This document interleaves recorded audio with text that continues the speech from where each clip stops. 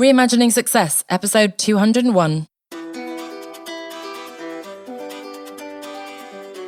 You're listening to the Reimagining Success podcast, where we help you design a business and a life that allows you freedom from the 9 to 5. I'm your host, Anna Lundberg, ex-corporate good girl, now a business mentor and coach, author, mum of 2, and I'm here to help you create more freedom, flexibility, and fulfillment. Now let's get started with redefining success outside of the 9 to 5.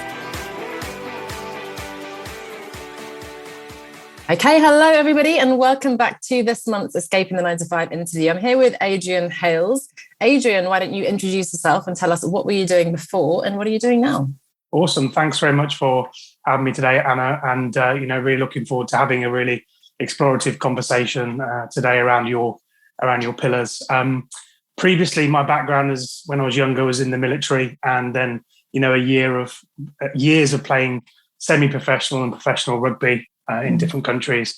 And then I found the love for coaching like you, found that passion for developing and coaching other people. And then subsequently went into learning and development, where I was working in different countries, about 10 or 11 different countries, developing leaders and coaching and developing workshops. And then escaped the 9 to 5, as we say today. And now I'm a leadership and business coach working with life coaches, transformational coaches, helping them scale and build their business a little bit similar to the mission that you're on as well. So. And it sounds like there's 2 pivotal moments then. So what was it that led you to sort of move away from the rugby military career into the coaching in general? And then we can secondly look at what led you to, as you say, escape the kind of corporate structure and go out on your own. Yeah, and I think it goes very much like what you've said previously on your website. I think it's something like leap into the unknown, going into that unknown. And I built my identity around, the military and the rugby, and it was all about performance. It was all about teams, and that vehicle for success, if you like, around that identity enabled me to achieve some amazing things, like 41 tries in a season, BBC Player of the Month, awards in the Army. And those environments provide like a sense of safety, a sense of belonging. But they allow you to perform. They, provide a holistic view of your life. And what happened one year was I was playing for this, amazing team called Rugby Lions. And I really went pro. I put all my energy and my effort into being an exceptional rugby player. And as I said, 41, I broke the record, this club record, like just 39 tries, did 41 tries in a season, in 25 games, which is, just through dedication.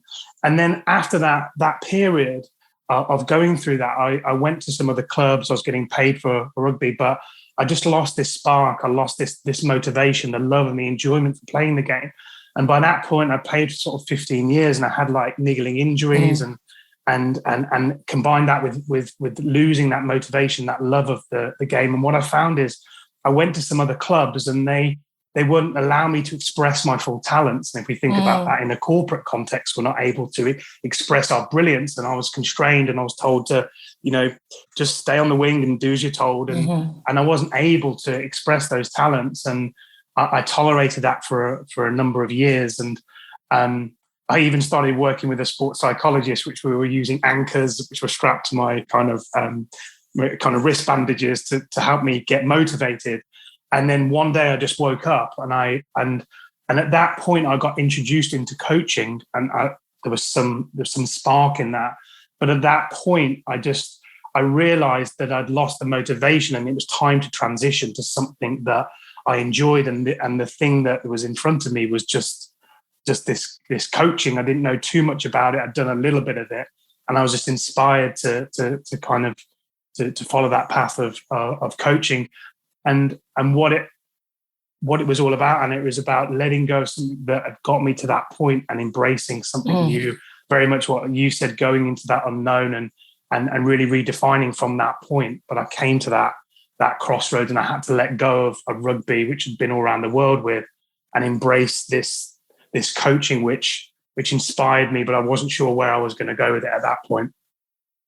Gosh, so many things going around in my head that I want to pick up on, but I find the sort of the military and the sports angle I find really interesting. And I've had a few conversations actually with rugby teams and cricket teams and so on, because of course there's a point in your sports career where you're, certain sports, certainly you're forced to retire in a way early, and then you have to go into a different career, and you're kind of compelled to redefine success. And all those things you talked about, the identity is so built on this incredible thing that presumably has been your passion and your calling, and that camaraderie, the team, it's sort of such a strong world. And to then, in that case, know that there is sort of an expiration date. And of course, you then proactively sense that your motivation was going anyway, which is fantastic, that you were able to assertively make that decision rather than kind of be forced into it. I have to admit, I have been forced, I want to say, in a very critical way. My partner is very into his rugby, so I have over the years been watching a bit more than I used to. And I have to, unfortunately, I don't remember who it was, but he mentioned he was listening to a podcast where somebody, I believe,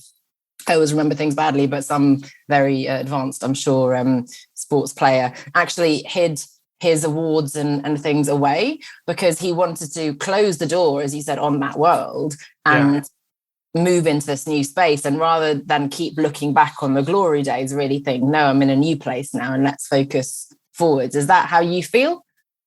Yeah, I think there's lots of lessons, and it's intrinsically who we've become, right? You spoke about on one of your podcasts around the identity and around this piece of identity. And I think that it serves us to a point, but where we're now going on this new journey, I felt there's some elements of that served me, but I needed to completely have a beginner's mindset and open myself to this world of coaching, which, as you know, is just infinite. But when I'd finished that rugby career and I had that, there's a sense of safety. They create a sense of safety for you to be able to push yourself beyond your limits. But also in many ways, there's the fears there that get hidden because you've got this, group mentality, and the fears of being a lone tiger or a lone kind of lion in the wilderness are kind of hidden. And when I left those environments, when I got into coaching, it wasn't just the skill of coaching to learn. It was like, oh my God, like there's the personal transformation that you have to go through when the fears of like, I'm not safe anymore because I'm not in the collective. And, what if I fail, and all these things go around. So then it led me into that kind of reinventing myself. I think one of the quotes is, I think there's a similar one in your website, but it's everything you've ever wanted is one step outside of your comfort zone. And what I found is everything you've ever wanted is, beyond your fears, is more of your true self, is more of who you are as, at your truest essence.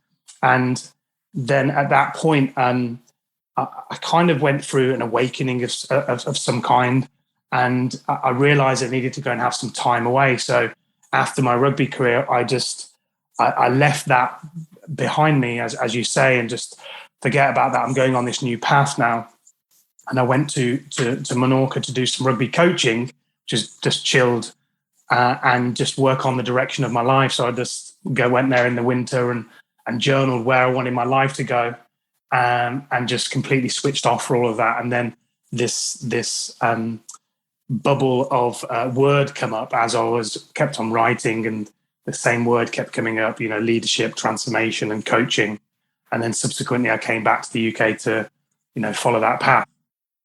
And obviously there's a lot of coaching in the sense, and funnily enough, I have lots of sales messages on LinkedIn from people who think I'm a personal trainer or coach, and they've clearly not looked at my profile and they're just spamming. But how different would you say, having seen both worlds, how different is coaching as it is now in the leadership transformation space that you're talking about versus what we see in sports coaching? Yeah, it's really interesting. I would say that in sports coaching, it's very performance-based. It's very behavior-based.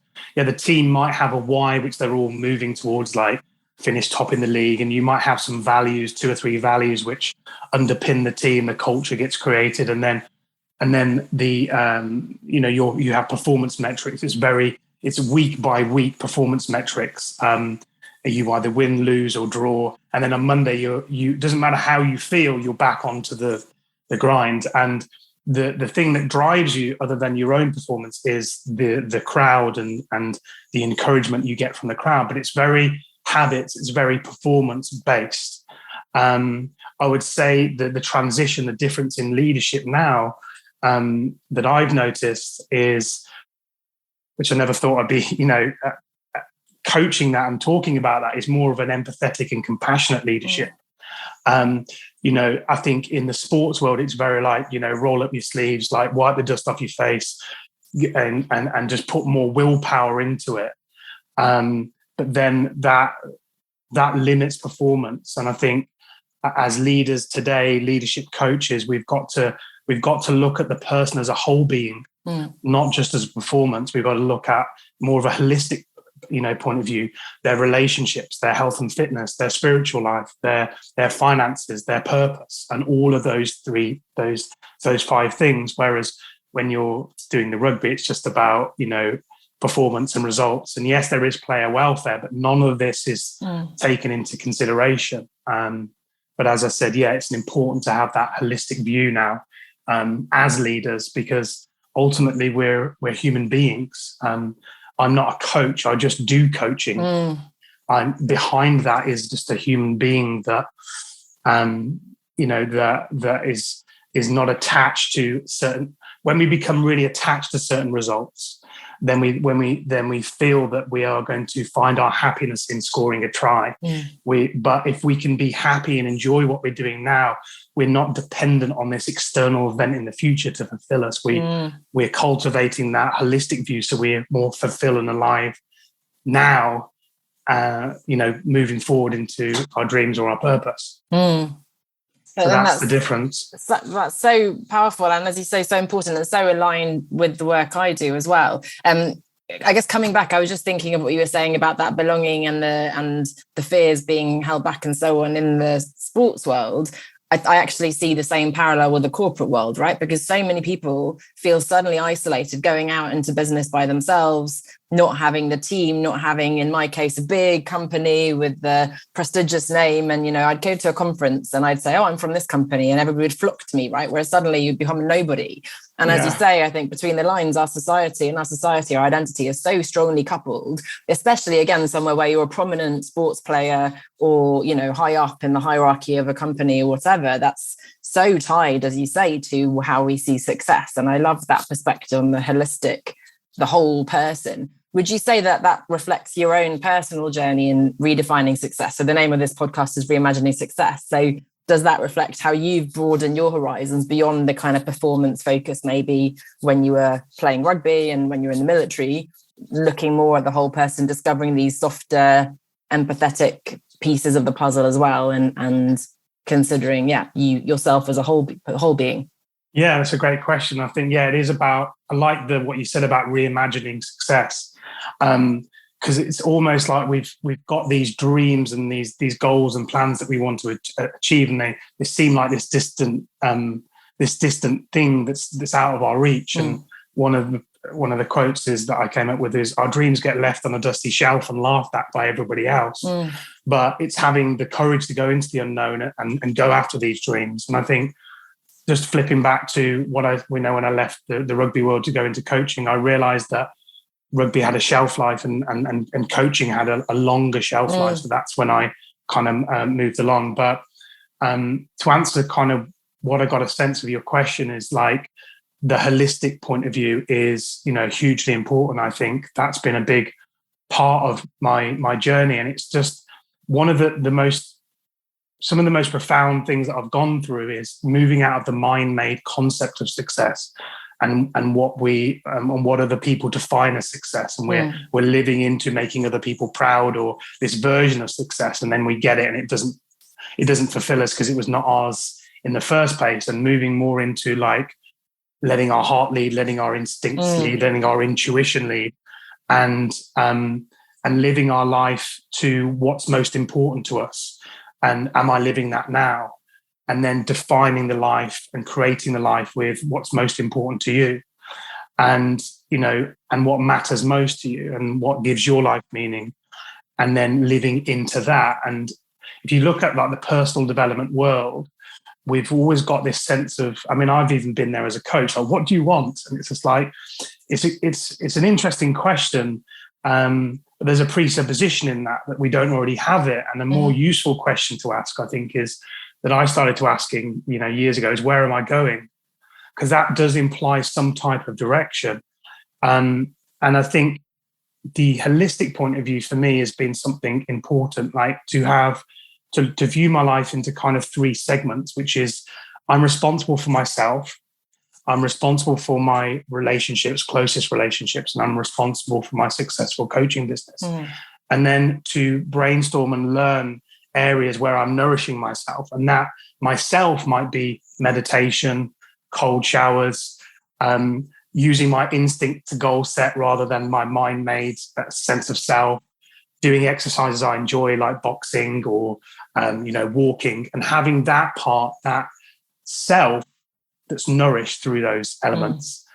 Then, focusing on the 3 or 4 or 5 things that's really going to move my business forward, and moving into those spheres and learning to say no to all of the things that distract us, because obviously we get distracted by lots of like bright and shiny things that come up, or 7 steps to success, and click this button and all this money will pour on you, and it's just like sounds good to me. Yeah, it sounds wonderful, but it's like, okay, so then it's the looking at the coaching business, and then it's about our relationships with other people as well. So it's about what I found. It's about balance, and actually we feel that we have to go after our purpose and our passions with these big heroic efforts.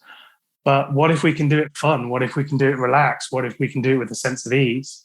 And that's probably been one of my biggest things, is really slowing down and being present to what I'm doing, rather than just going after this. And sometimes I feel this sense of like anxiousness, and in comes the old, the rugby, the military, no, go, go, go, go, go. But I know that doesn't work in the long run. So it's in essence, it's tuning in as we go through this journey into a different radio station. And that's our intuition, our felt sense.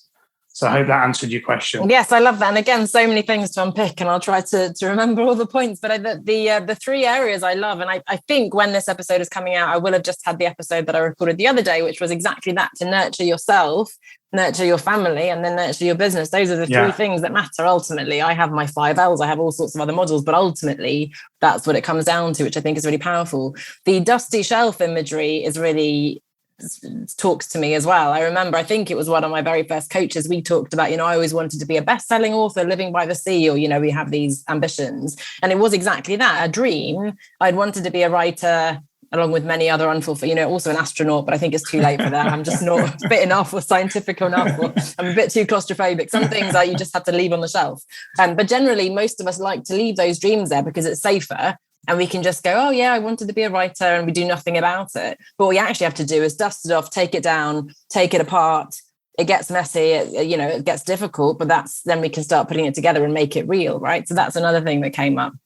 And just also because I thought it was such an important point, which is very deep and almost a whole other topic in itself, but this idea of looking internally.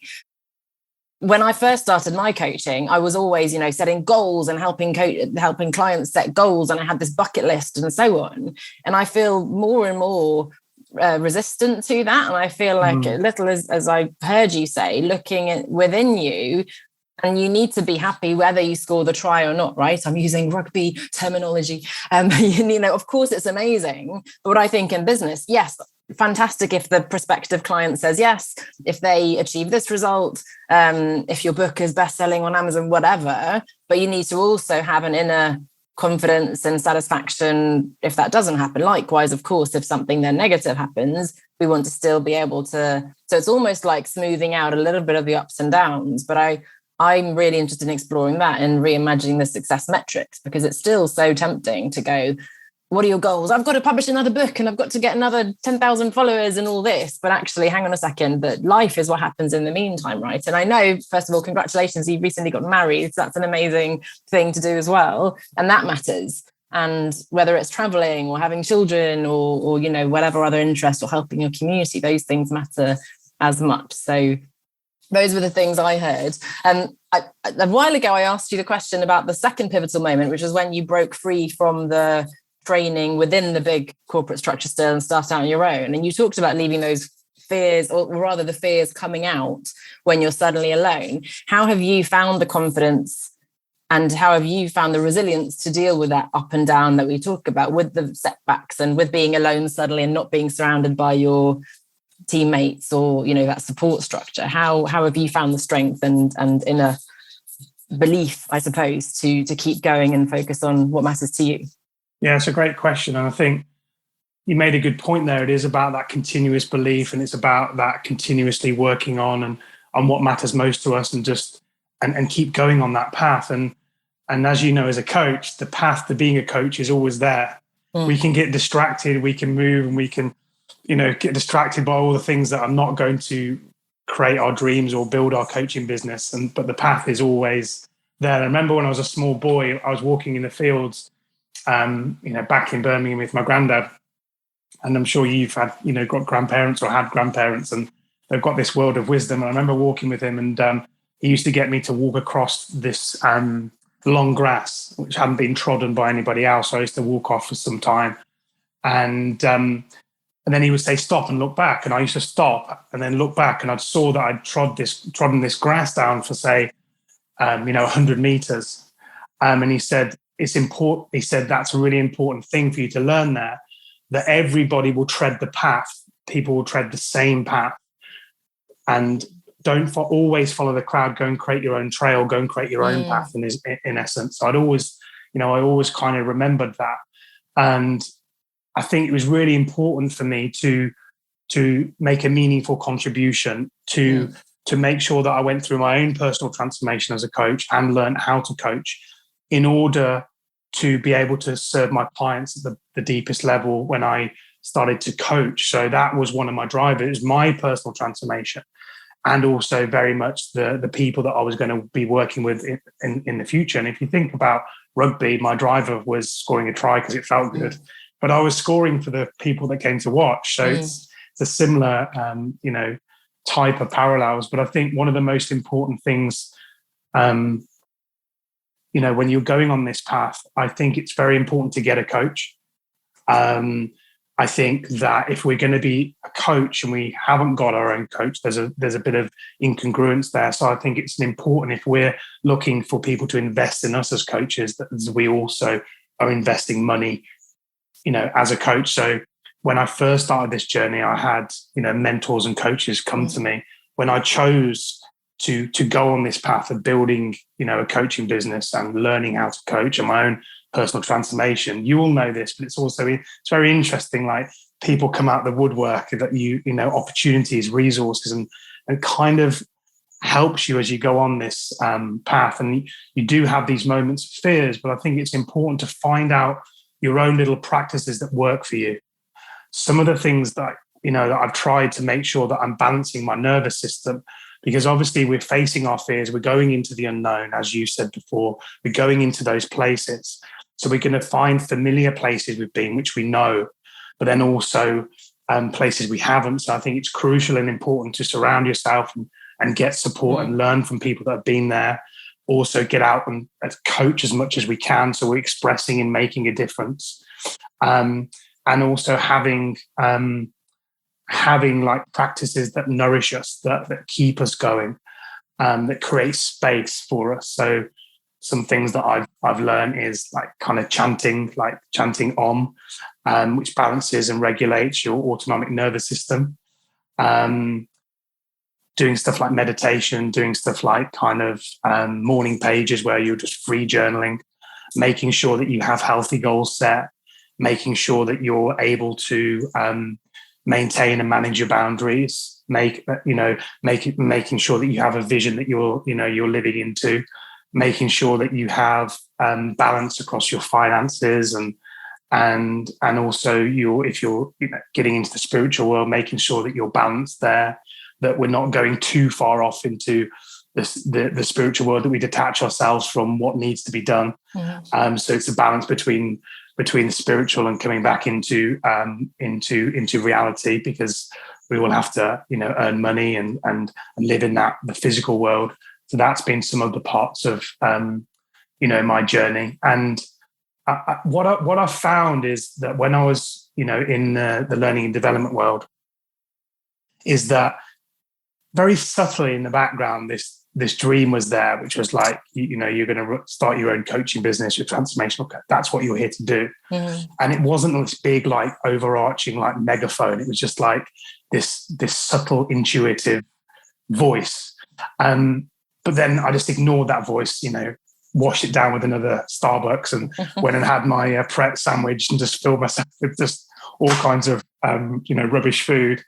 And then there's a wake-up call there was a wake-up call for me, which was, hey, I left this one training job and I was going to go into this really high-paid, like, executive job. And there was a space in there where I had a choice to go after my dreams. And it was just, I had everything set up and it just required me to go into the unknown. And I didn't do it because of fear. And then I chose this other job and I went in that for another kind of couple of years. And then me doing that over and over again, my body or my spirit or something had different ideas. And I just then end up like leaving this other job and going completely into the unknown. And then I realized I had everything I needed to make it a success. And that doesn't mean that you're not going to come through challenges or times when you're really stressed out. But I think it's really important to have those rituals that bring you back home to yourself, like silent meditation, just bringing you back home to yourself, and the right people externally to help nourish and bring you along. People that you trust to really help you. So you followed that kind of quiet voice and intuition. What does that reality look like now? What, who are you working with? What kind of services do you offer? Are you working online, in person, groups, individuals, businesses?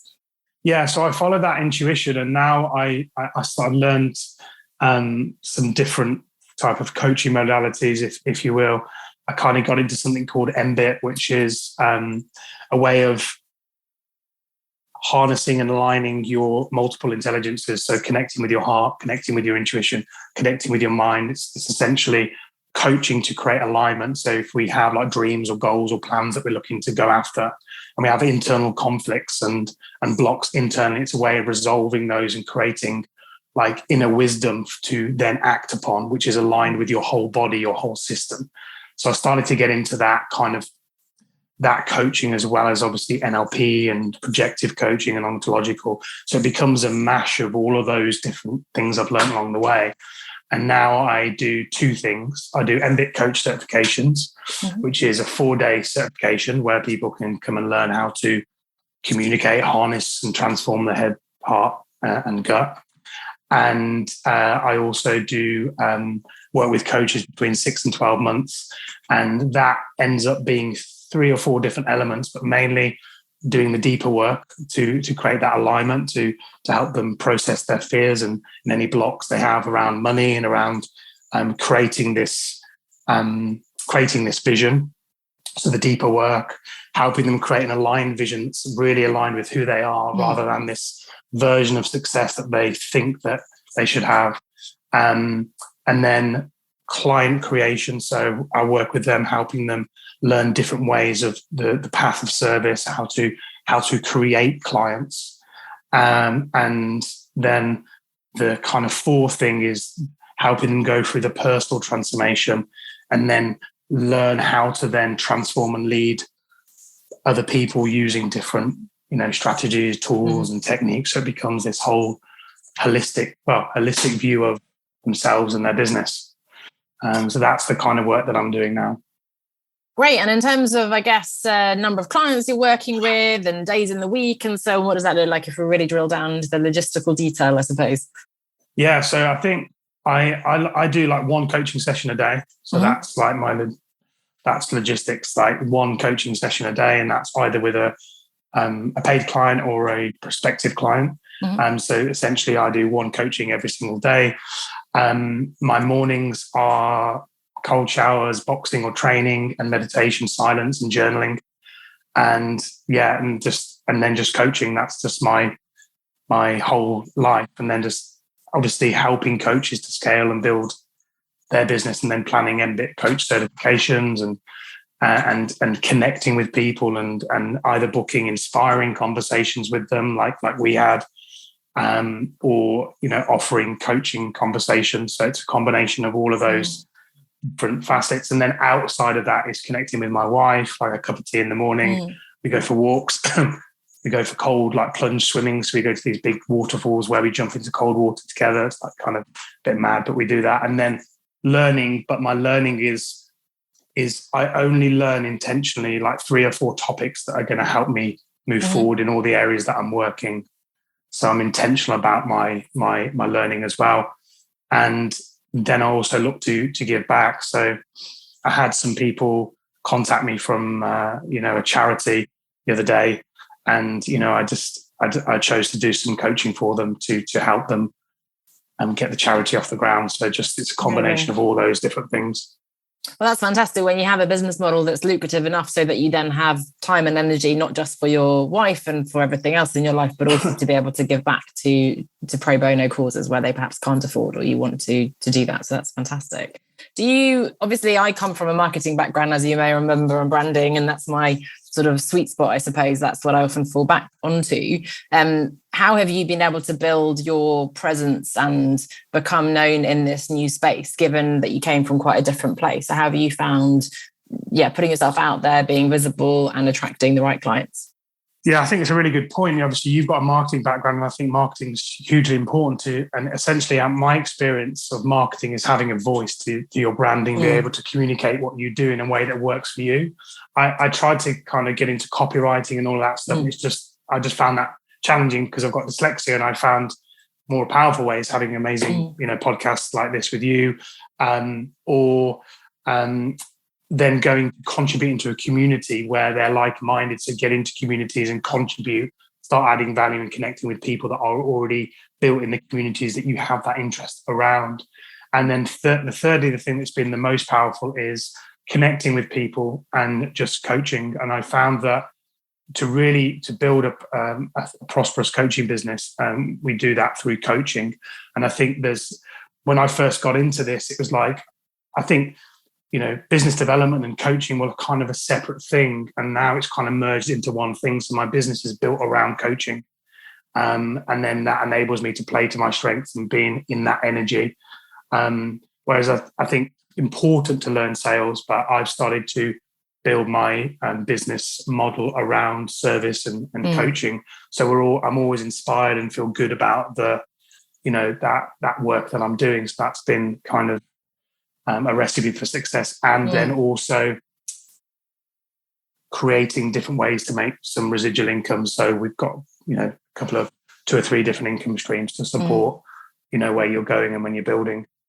Within coaching, you mean, or separate to the coaching? Yeah, separate to coaching. So I've got obviously coaching and then properties and stuff like that. So that's important to be able to, invest in your own property and if you can, and just those different ways to build that income. Because then I've got myself building my coaching business. I've got my wife building her coaching business and properties and different ways to make those incomes. So finding something that you really enjoy and that you're passionate about as well. So creating those different streams. That's always interesting to hear. And it's enlightening to hear that it's not just coaching. And as you said, we're not coaches. That's not just the only thing we are, right? We're people who coach, and there are many other things we do too.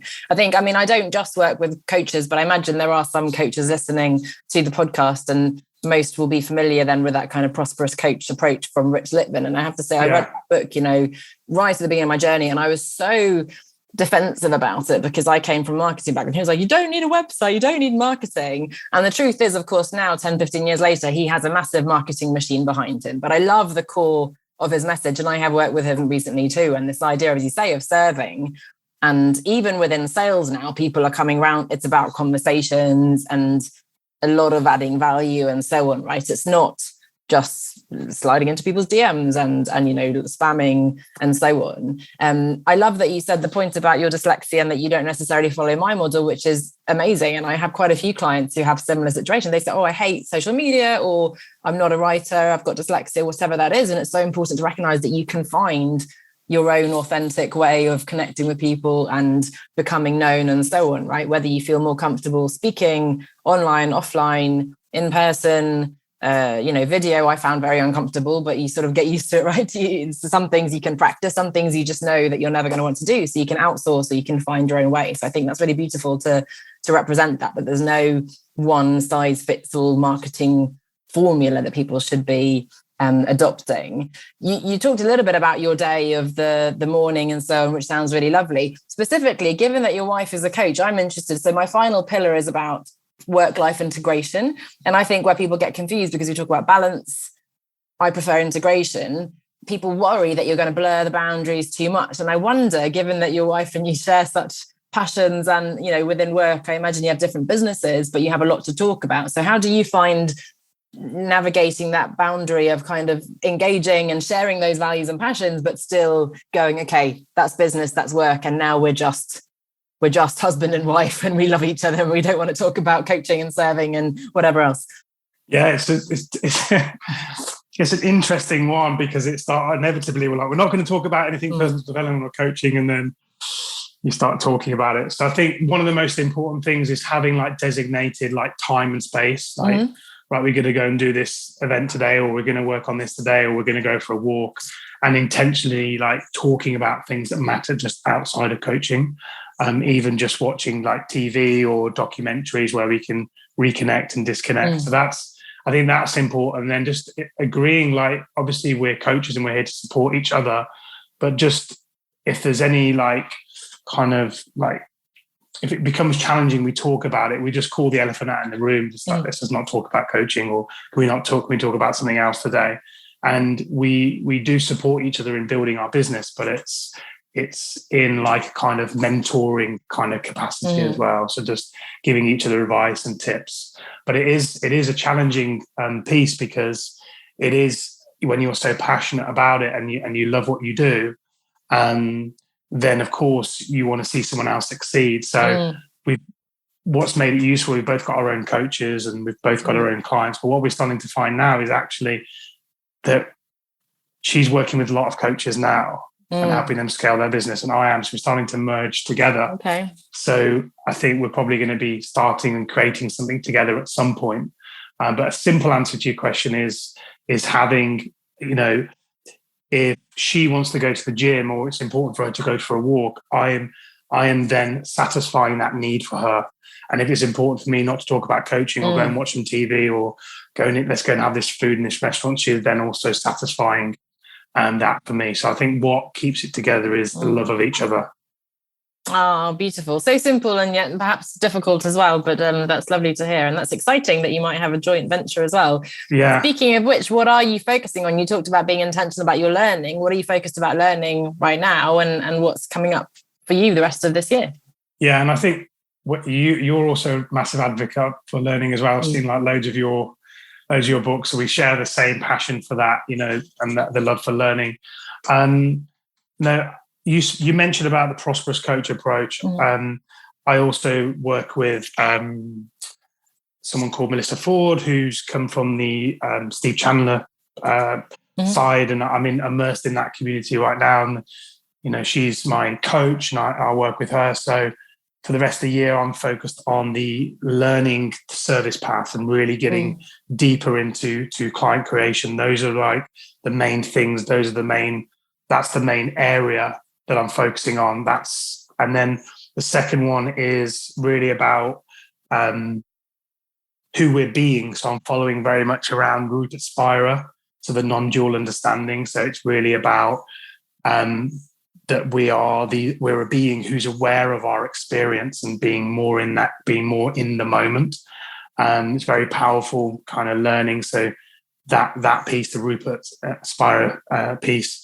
And then obviously I'm doing an Nbit coach certification this year. So, anything around kind of somatic coaching, ontological coaching, anything that leans towards that, or revisiting NLP books just as refreshers, that's mainly where I'm spending all my time. Amazing. And if there is a coach listening or would-be coach who'd like to learn more about what you do, where can we find you? Yeah, so just use LinkedIn. So Adrian Hales, LinkedIn. You'll see me. I've got a white shirt on and kind of like a Tintin haircut. Okay, so things have changed there. Well, I'm also connected with you, so hopefully they can find you via me as well. But that's great, and that's obviously how we found each other too, LinkedIn. So that's good to hear that that's working for you. Adrian, such a pleasure. So many more directions we could have taken this, and so much to share and to keep riffing on, I suppose. Really looking forward to staying in touch with you, and I know there was so much value there for the listeners as well. So thank you so much. Cheers, Anna. I appreciate your energy and your questioning and your curiosity as well, and and all the points that you brought into the conversation. So hopefully all the people listening will got a lot of value from that. Absolutely. Thank you, Adrian. Thanks for listening to Reimagining Success with Anna Lundberg. If you're getting value from the show, I would be really grateful if you could give me a rating and review so that more people can find us and start reimagining success for themselves. Thank you so much for your support.